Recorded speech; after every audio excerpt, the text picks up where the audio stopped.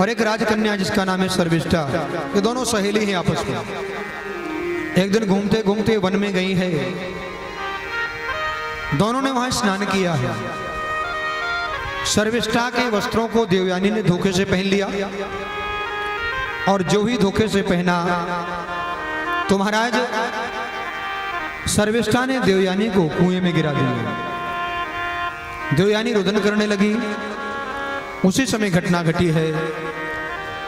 चंद्रवंशी राजा याति घूमते घूमते गए और देवयानी को कुएं से बाहर निकाल लिया। जब बाहर निकाला तो देवयानी ने कहा कि मैंने आज तक किसी पुरुष को स्पर्श नहीं किया, आपको किया है, मैं आपके साथ विवाह करूंगी। तो देवयानी का विवाह हुआ राजा याति के साथ। सर्विष्ठा ने अपराध किया है तो सर्विष्ठा को दासी बनाकर ले आए। कुछ समय के बाद राजा याति ने सर्विष्ठा के साथ भी विवाह कर लिया। सुखदेव भगवान कहते हैं सर्विष्ठा और देवयानी से 5 बालक हुए। यदुम चातुर्वशुम चैव देवयानी विजायतो दोरुम चानुम चा पूरुम चा सर्विष्ठा वर्ष परमणि। ध्यान देना, देवयानी के 2 पुत्र हैं। एक का नाम यदु है, दूसरे का नाम तुर्वसु है। सर्विष्ठा के 3 बालक हैं, दुर्हु, अनु और पुरु। देवयानी का जो पहला बेटा यदु है, यहीं से यदुवंश प्रारंभ हुआ। शुक्राचार्य जी को जानकारी हुई कि राजा याति ने दूसरा विवाह किया है। शुक्राचार्य जी ने श्राप दिया कि जाओ तुम्हें जवानी में वृद्धावस्था आ जाए। जो ही ये श्राप लग गया तो महाराज श्राप लगते ही शुक्राचार्य जी ने निवेदन किया और कहा, शुक्राचार्य जी से राजा याति ने कहा कि कोई तो रास्ता होगा वृद्धावस्था से बचने के लिए। तो आज शुक्राचार्य जी ने कहा राजा याति से, राजन अपने बालकों को बुलाओ और उन बालकों से आप चाहो तो जवानी उधार ले सकते हो। अपना बुढ़ापा उसे दे करके उससे जवानी उधार ले लो। राजा याति ने 5 बालकों को बुलाया है। सबसे छोटे वाला बालक का नाम पुरु है, सर्विष्ठा का पुत्र है। उसने अपनी जवानी अपने पिता को दी और अपने पिता का बुढ़ापा खुद ले लिया। और इस जवानी को लेकर के राजा याति ने 1000 वर्षों तक कामोपभोग किया, फिर भी तृप्ति नहीं हुई। क्योंकि काम की तृप्ति प्रसवन में है, ना कि भोग में। ध्यान देना, अग्नि जल रही है, जितना घी छोड़ोगे उतनी ऊपर जाएगी। अग्नि को शांत करना है तो जल का सिंचन करिए। एक राजा था, एक राजा ने एक बकरा पाला हुआ है और राजा ने घोषणा की जो इस बकरे को खिला करके तृप्त कर देगा उसे बहुत सारा पुरस्कार दिया जाएगा। लोग आते हैं, बकरे को ले जाते हैं, खिलाते पिलाते हैं। संध्या के समय बकरे को लेकर आते हैं। राजा जो ही हरी हरी घास डालता है, बकरा फिर से घास में लग जाता है। एक दिन की बात है, एक महात्मा आए और महात्मा बकरे को लेकर गए जंगल में। हरी हरी घास चारों तरफ लगी हुई है।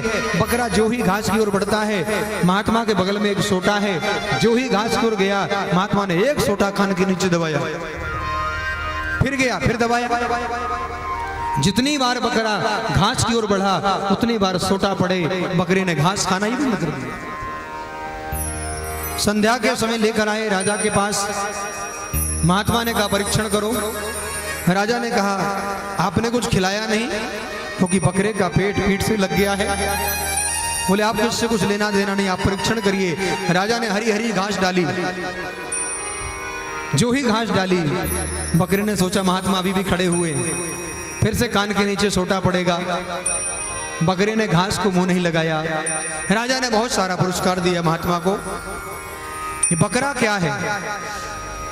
हमारी आपकी इंद्रिय, ये बकरा है।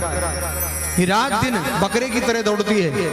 शब्द, रूप है, रस, गंध और स्पर्श, ये सारी इंद्रियां यूं ही दौड़ रही है।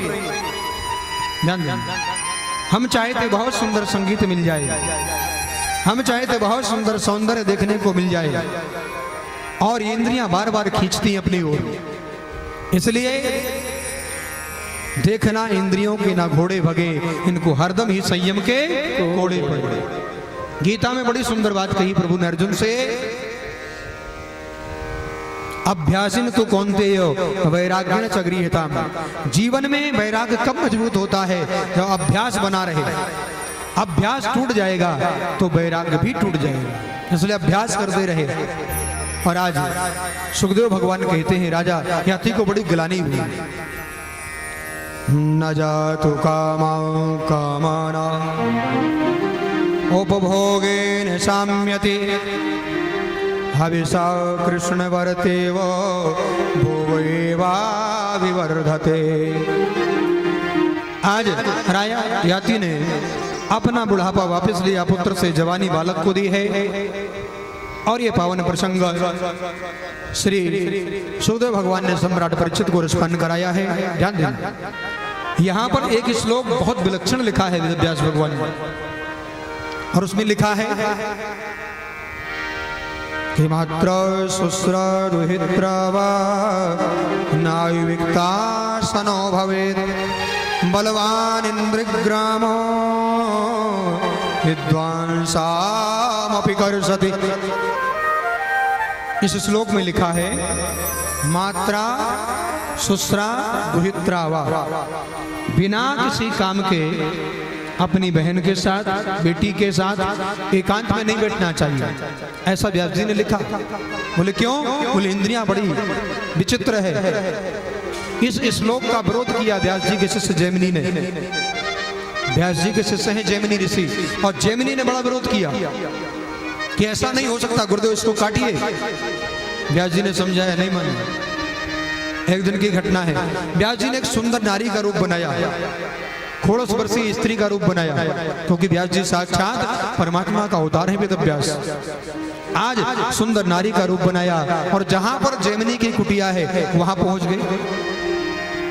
संध्या का समय है, रिमझिम बारिश होने लगी, और जब बारिश होने लगी तो खोड़स वर्षीय नारी भीग गई, और उसने जाकर निवेदन किया जैमिनी से कि मैं अपने लोगों के साथ वन में घूमने आई थी, लोग बाग चले गए, बिछुड़ गई हूँ, मुझे रात्रि भर विश्राम करने दिया जाए, प्रातः काल उठकर मैं घर चली जाऊं।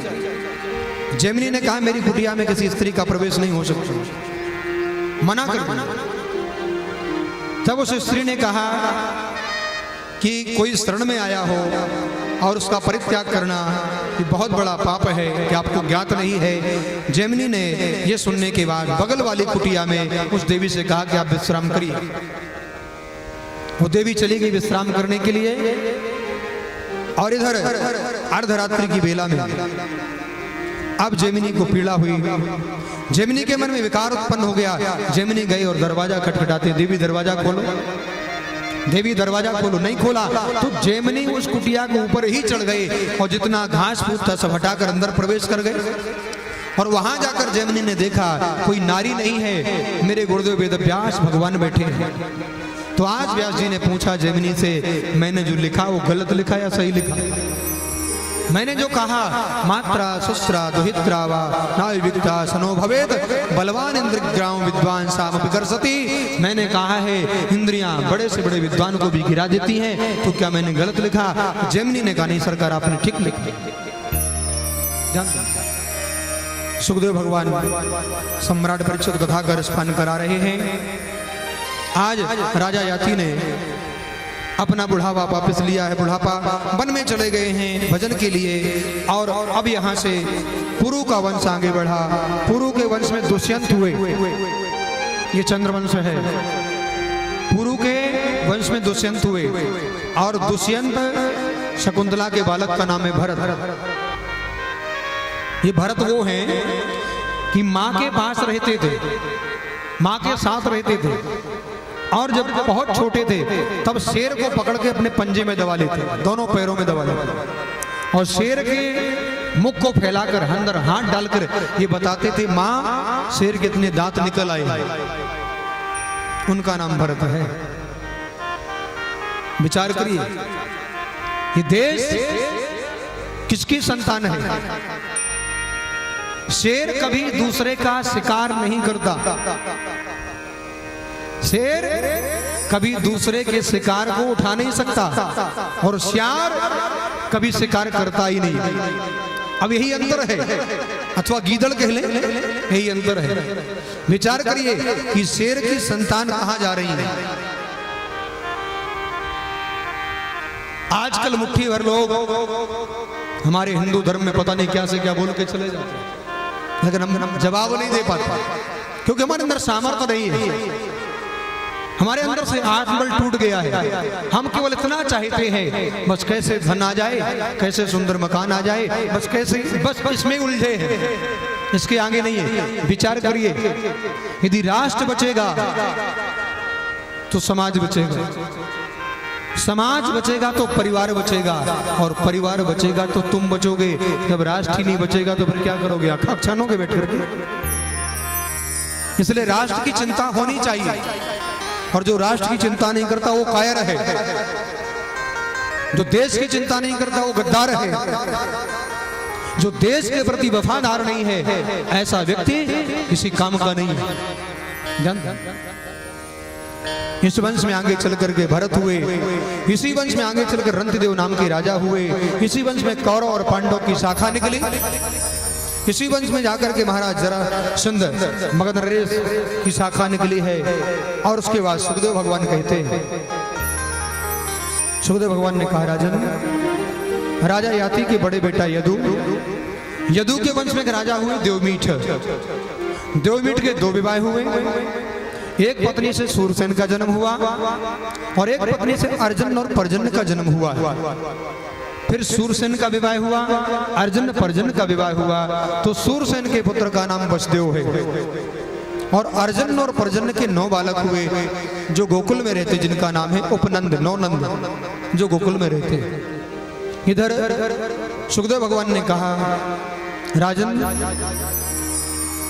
वसुदेव जी के 7 विवाह हुए, पहले 6 पत्नियों से कोई बालक नहीं हुआ, तब 7वीं पत्नी देवकी के रूप में आई और देवकी के 6 बालक हुए, 6 के 6 बालकों को कंस ने मार दिया। जब देवकी के 6 बालक मारे गए तो यहाँ पर रोहिणी मैया ने पहले बालक को जन्म दिया जिसका नाम बलराम है, और देवकी के 7वें बालक का नाम भी बलराम है, सुखदेव भगवान कह रहे हैं। और उसके बाद 8वें में परमात्मा आए हैं, मथुरा में प्रभु का प्राकट्य हुआ कंस के बंदीगृह में, और प्रभु गोकुल गए और वहां जाकर प्रभु ने लीलाएं की हैं। वहां से मथुरा में आए और कंस का उद्धार कर दिया। ये भागवत की कथा अनवरत चल रही है 4 दिन से। पहली बार सुखदेव भगवान ने एक श्लोक में कथा सुनाकर विराम दे दी। सम्राट परीक्षित ने प्रणाम किया और कहा, गुरुदेव, क्या हो गई कन्हैया की कथा, क्या हो गई द्वारकाधीश की कथा? बोले, अभी तो सुना दी। तो आज परीक्षित जी कहते हैं, गुरुदेव, मैं अपने परम आराध्य द्वारकाधीश की कथा विस्तार से सुनना चाहता हूं। आज परीक्षित जी ने कहा, गुरुदेव, मेरे बाबाओं के पास क्या था? कुछ भी नहीं था। 5 भाई थे मेरे बाबा, और कौरव के पास 100 भाई थे। लेकिन जो ही मेरे बाबाओं ने प्रभु के चरणों का आश्रय लिया तो महाराज विशाल युद्ध को जीत लिया। इतना ही नहीं, जब मुझे अश्वत्थामा ने माँ के उदर में मारने का बंदोबस्त कर दिया, जो जुगोपगुच्छम गता चक्रो मातु समय शरण गताया, उस समय मुझे मारने का बंदोबस्त किया। उस समय मेरे परमात्मा ने आकर मेरी माँ के उदर में मेरी रक्षा की है। जो प्रभु मेरे रक्षक हैं, जो प्रभु मेरे बाबाओं के रक्षक हैं, मैं उनकी कथा विस्तार से सुनना चाहता हूं। हे गुरुदेव, एक बात और, आपने कहा कि रोहिणी मैया के पहले बालक का नाम बलराम है, देवकी मैया के 7वें बालक का नाम बलराम है। देवक्या गर्भ संबंधा कुतो देहांतरम बिना 2 बार जन्म लिए इस बालक का 2 माताओं से संबंध कैसे हुआ है, मैं जानना चाहता था। आज परीक्षित जी ने प्रश्न किए। सुखदेव भगवान ने कहा, राजन, 4 दिन हो गए, तुमने जल भी ग्रहण नहीं किया। एक काम करो, नेक जलपान करो, उसके बाद फिर कथा को आगे बढ़ाएंगे। क्योंकि यहाँ पर जितने ऋषि महर्षि बैठे हैं, इन सबको तो आदत है 2 दिन 4 दिन महीने 2 महीने ना मिले कोई फर्क नहीं पड़ता, लेकिन आप जलपान करें, उसके बाद कथा को आगे बढ़ाएंगे। आज परीक्षित जी ने कहा गुरुदेव मैं क्या बताऊं। परीक्षित जी कहते नैसा दुस्सहा छुन्मा त्यक्तोदमपि बांधते पिबंतम त्वान्मुखाम्बोजम चुतम हरिकथामृतम। हे गुरुदेव आपके श्रीमुख से अमृत की वर्षा हो रही है और जिसे अमृत पीने को मिले वो जल क्यों पिएगा। भाई किसी को रसगुल्ला खाने को मिले तो ध्यान देना, जिसे रसगुल्ला खाने को मिले तो वो गुड़ क्यों खाएगा, मुंह का स्वाद क्यों बिगाड़ेगा। आपके श्रीमुख से मुझे अमृत पीने को मिल रहा है इसलिए मुझे कुछ नहीं चाहिए, बस आप पिलाते रहो और मैं पीता रहूं। आज सुखदेव भगवान ने ये बात सुनी, बहुत प्रसन्न हुए और कहा राजन तुम्हारे जैसा कोई श्रोता मिल जाए तो 7 दिन नहीं 7 महीने भागवत की कथा सुनाई जा सकती है। आपके जैसा कोई परिपक्व श्रोता मिल जाए। और अब सुखदेव भगवान कहते राजन द्वापर युग चल रहा है, धीरे धीरे द्वापर का अंतिम समय आ गया। मथुरा के एक राजा है उग्रसेन, उग्रसेन के यहाँ कोई संतान नहीं, कोई बालक बालिका नहीं। पुत्र कामेष्टि यज्ञ कराया और उग्रसेन की पत्नी गर्भवती हो गई। एक दिन घूमते घूमते वन में चली गई और जब वन में गई तो वहां जाकर एक ब्रास्तामष्टमो गर्भो हंतायाम वैसे वो बेटा जिसका नाम है दुर्मिल, उस दुर्मिल की छाया उस गर्भ में पलने वाले बालक पर पड़ी। ध्यान दें। और इसका जन्म हुआ, इसी का नाम कंस है। कंस की माँ का नाम है पवन रेखा, बाप का नाम है उग्रसेन। जिस समय पवन रेखा ने बालक को जन्म दिया और उग्रसेन बड़े प्रसन्न हुए, पूछा कि बालक कैसा होगा। ब्राह्मणों ने कहा तुम्हारे खानदान को मिटा देगा, नाश कर देगा। उसी समय कपड़े में लपेटा महाराज उग्रसेन ने टोकरी में डाला और जमुना में प्रवाहित कर दिया। और जो ही जमुना में बहा दिया वहीं पर वसुदेव के पिता सूरसेन जमुना में खड़े होकर के आराधना कर रहे थे, भगवान सूर्य को अर्घ दे रहे थे। बालक बहकर आ रहा है, बालक को टोकरी से उठाया और घर ले आए और अपनी पत्नी से कहा देवी अब तक एक बालक था, अब 2 हो गए। वसुदेव और कंस का एक साथ लालन पालन हुआ, बड़े हुए। एक दिन नारद जी घूमते घूमते आए और नारद जी ने कंस से कहा कि तुम सूरसेन के बालक नहीं हो। किसके बालक हैं?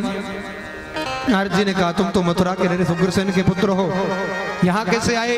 नारद जी ने सारी बात बताई है।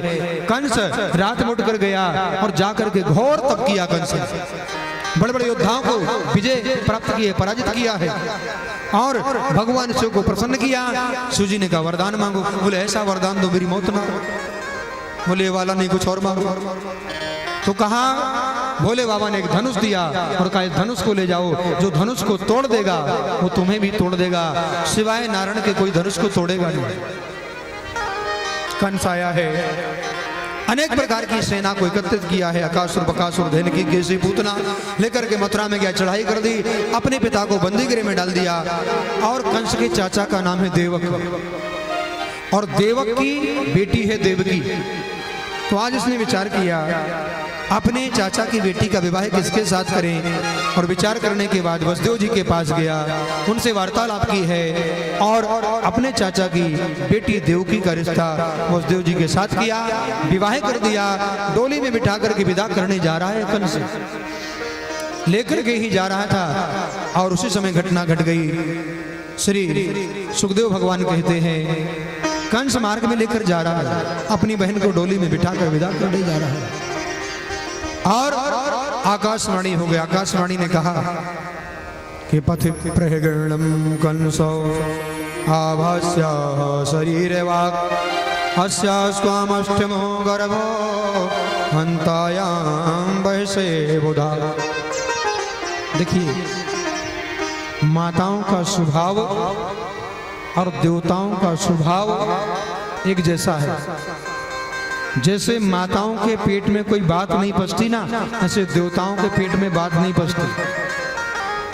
आज देवताओं ने आकाशवाणी कर दी और कह दिया स्यास्त्वाम अष्टमो गर्भो हंतायाम वैसे बुधा। अरे जिसे तुम डोली में बिठाकर विदा करने जा रहे हो इसी का 8वां बालक तेरा काल होगा। और जो ही ये बात कही है कंस भयभीत हो गया, आग बबूला। विचार करिएगा, अभी तक बहन है, कितना प्रेम है, विवाह किया, बहन को डोली में बिठा कर ले जा रहा है। आकाशवाणी ने कहा इसी बहन को उधर से तेरा काल जन्म लेगा। रिश्ता बदल गया, 1 मिनट के अंदर रिश्ता बदल गया। कंस नीचे उतरा, तलवार निकाल ली म्यान से, देवकी को नीचे उतारा, केस पकड़े और गर्दन में तलवार रख दी। विचार करिए, रिश्ते संसार में एक क्षण में बदल जाते हैं। स्वार्थ की पूर्ति ना होने पर लोग रिश्ता तोड़ देते हैं और रिश्तों को समाप्त कर देते हैं। इसलिए शाश्वत कोई रिश्ता है तो परमात्मा का रिश्ता है। संसार में कौन आ रहा है, कौन नहीं आ रहा है, क्या होगा, उसकी परवाह भगवान के भक्त को नहीं करनी चाहिए। एक इच्छा रहे कि भगवान कैसे प्रसन्न हो सकते हैं, बस मेरे प्रभु कैसे प्रसन्न रहे, क्योंकि संसार में सभी को प्रसन्न करना सबके बस की बात नहीं है प्यारे। यहाँ बड़े बड़े आए, बड़े बड़े चले गए। विचार करिएगा, कंस जो ही मारने को तैयार हुआ, वसुदेव जी ने पकड़ लिया और कहा क्या कर रहे हो, तुम कौन सी वीरता दिखा रहे हो। एक बात ध्यान देना, जिस समय कंस देवकी को मारने के लिए तैयार हुआ, आज वसुदेव जी ने बहुत सुंदर उपदेश किया। हे राजन, तुम तो योद्धा हो, कायरों की तरह एक स्त्री पर हाथ उठा रहे हो, आपको शर्म आनी चाहिए। और राजन, तुम मृत्यु से बच नहीं सकते हो। क्यों? क्योंकि जिस माँ के उदर से हमारा जन्म होता है, समझिएगा, जिस माँ के उदर से हमारा जन्म हुआ है ना, उसी माँ के उदर से हमारी जुड़वा बहन का भी जन्म हुआ है। जिस समय बालक का जन्म होता है, उसी समय माँ के उदर से मृत्यु देवी जन्म लेती है। जिसका जन्म हुआ है मरेगा, ये जीवन का सत्य है। यही गीता में प्रभु ने कहा। आज वसुदेव जी कहते हैं मृत्युर्जन्मतां वीरो देहेन सह जायते, इसलिए मृत्यु से कोई बच नहीं सकता। जो आया है वो जाएगा। खाली अपने लिए जीते रहोगे तो बाद में आपकी पीढ़ियां भूल जाएंगे। जो मकान बना करके, दुकान बना करके केवल अपने लिए जीता है, 10-20 साल के बाद, 50 साल के बाद बालक नाम भूल जाते, क्या नाम था बोले पता ही नहीं। गोस्वामी जी ने समाज के लिए जिया है, तो आज गोस्वामी जी को 500 वर्ष से ज्यादा हो गए, लोग याद कर रहे हैं। क्यों? क्योंकि समाज के लिए जीवन जिया गोस्वामी तुलसीदास जी ने। मीराबाई ने समाज के लिए जीवन जिया, तो आज लोग उनको याद कर रहे हैं। कबीरदास, रहीमदास, सूरदास, जो समाज के लिए जीता है, प्रभु के लिए जीता है, उसे बाद में समाज याद करता है। इसलिए प्यारे, जीना है तो प्रभु के लिए जिए, केवल अपनों के लिए दुनिया जीती है। अच्छा, कई बार व्यक्ति को ये दम्भ हो जाता है कि मेरा परिवार बहुत बढ़ गया। यदि परिवार की बात करें तो आजकल तो हम दो, हमारे दो में लोग अटके, अब तो लोग एक में ही आ गए। विचार करिए, हम दो, हमारे दो में लटके हैं, लेकिन बुरा मत मानना माई बाप, ये जीवन का सत्य है। भेड़ बकरी कितने बच्चे पैदा करते हैं, उनका कितना बड़ा परिवार है। सूकर और कुकर कितने बच्चे पैदा करके कितना बड़ा परिवार बना लेते हैं, लेकिन क्या है उसका परिणाम? परिणाम ये होना चाहिए कि मानो जो योनि मिली है बार बार नहीं मिलेगी। आज मिल गई, कोई गारंटी नहीं दोबारा मनुष्य बनेंगे। मनुष्य बनने का एक ही लक्ष्य है, परम लक्ष्य है, जीवन में सब कुछ करें, धन भी कमाएं, बुरा नहीं है, धन कमाएं, बढ़िया मकान बनाएं, अपने बेटों को सुंदर शिक्षा तालीम दें, लेकिन एक भाग प्रभु की सेवा में लगाएं, प्रभु का चिंतन भी करें। घर में प्रभु को बिठाएं। आप अपने रहने को मकान बनाएं तो घर में छोटा सा मंदिर ठाकुर जी का बनाएं, ठाकुर जी की सेवा करें। अपने घर में प्रभु को रखें, अपने लिए मकान बनाएं। ठाकुर जी के लिए मकान नहीं है तो मकान शमशान हो जाएगा। उसमें एक ठाकुर जी होने चाहिए घर में। और कैलेंडर कितना भी बड़ा हो, लेकिन ठाकुर जी रखने हैं तो ज्यादा से ज्यादा 8 अंगुल, ज्यादा से ज्यादा 12 अंगुल, बस 12 अंगुल से ऊपर के ठाकुर जी हैं तो फिर छत्र वाला अलग से मंदिर होना चाहिए। ध्यान देना, आज वसुदेव जी ने उपदेश किया है, कंस नहीं माना और कंस ने देवकी वसुदेव को बंदीगृह में डाल दिया। देवकी मैया का पहला बालक हुआ जिसका नाम है कीर्तिमान। कंस ने मार दिया, दूसरे को भी मार दिया, तीसरे बालक को भी मार दिया। क्रमशः देखते देखते कंस ने देवकी के 6 बालकों का वध कर दिया। बालक का जन्म होता है और देवकी मुखारविंद का अवलोकन भी नहीं कर पाती है। कंस आकर वध करके चला जाता है। 7वें में शेष जी महाराज जो त्रेता में छोटे भाई बनकर आए थे, लक्ष्मण कुमार, आज वो देवकी मां के उदर में आ रहे हैं। प्रभु ने योग माया को बुलाकर कहा तुम यहां से मथुरा जाओ। कंस के बंदीगृह में देवकी और वसुदेव पड़े हुए हैं। उनके उदर में, देवकी के उदर में जो बालक पड़ रहा है, उस बालक को आप मथुरा से निकाल करके, देवकी के उदर से निकाल करके गोकुल ले जाओ और वहां जाकर रोहिणी के घर में स्थापित कर दो। आज प्रभु ने योग माया से कहा कि गच्छ देवे व्रजम भद्रे गोप गोभिर्लंकृतम रोहिणी वसुदेवस्य भार्यास्ते नंद गोकुले। और योग माया यहाँ से चल पड़ी है। योग माया ने प्रभु को वंदन किया, प्रणाम किया, बोले सरकार मैं जा रही हूँ, लेकिन मैं इतना श्रेष्ठ काम करूंगा, मुझे भी कुछ मिलेगा कि नहीं? प्रभु ने कहा जरूर मिलेगा। प्रभु ने कहा जाओ, तुम्हारी कलयुग में बड़ी महिमा होगी, अनेकों नाम होंगे, अनेकों नाम से तुम्हें पुकारा जाएगा, तुम्हारी पूजा की जाएगी। प्रभु ने आज योग माया को आशीर्वाद दिया है।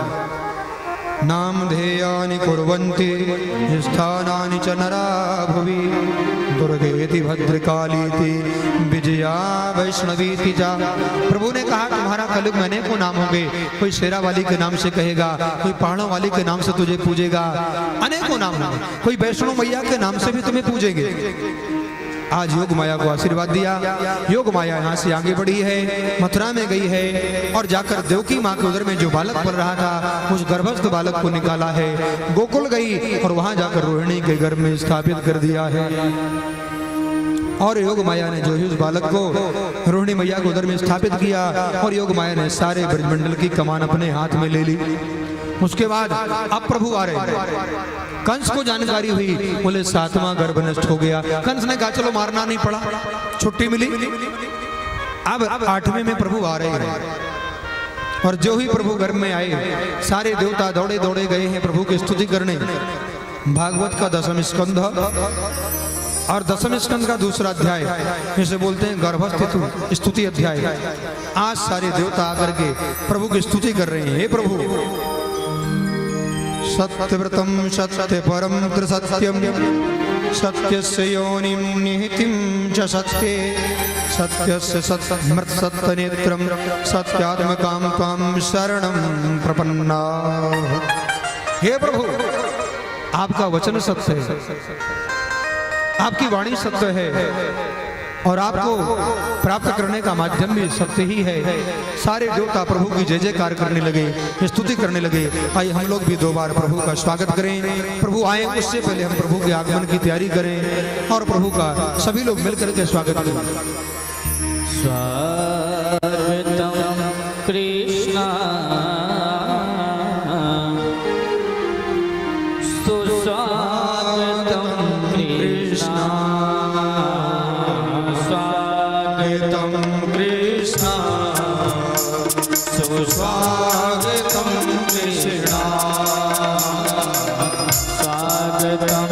कृष्णा तव स्वागतम कृष्णा स्वागतम कृष्णा शरणागतम कृष्णा स्वागतम कृष्णा तव स्वागतम कृष्णा स्वागतम सुस्वागतम शरणागतम